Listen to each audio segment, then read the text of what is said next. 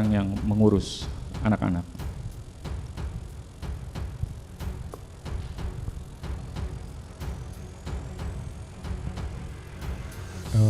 Saudara mau bisa jawab atau saya nggak kuat. Oke, baik, saya skip.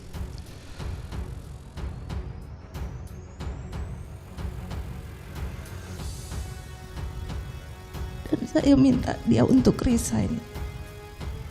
Untuk resign. Resign.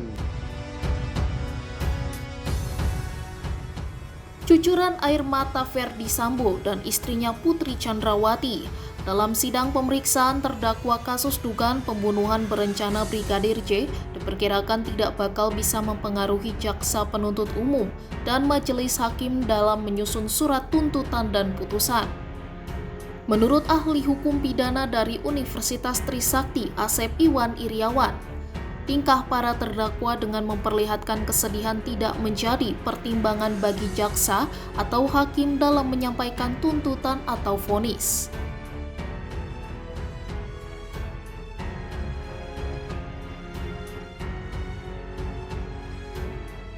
Asep sekaligus mantan hakim juga mengatakan penyusunan tuntutan oleh jaksa atau vonis dari majelis hakim dilakukan berdasarkan berbagai fakta persidangan yang terungkap dan tidak memperhitungkan gimik dari para terdakwa.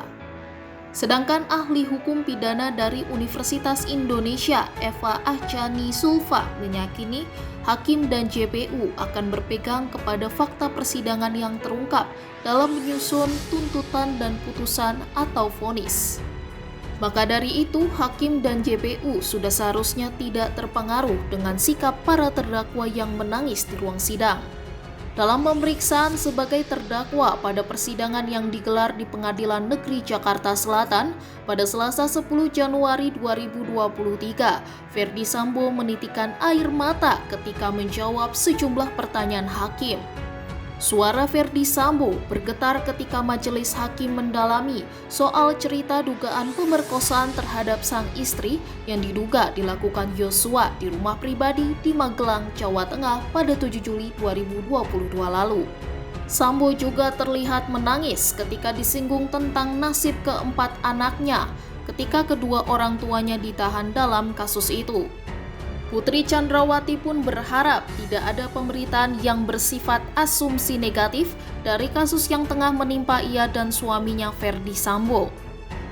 Sambil menangis, Putri Chandrawati menyinggung keluarga dan anak-anaknya yang juga harus terdampak akibat peristiwa yang kini membuatnya menjadi terdakwa.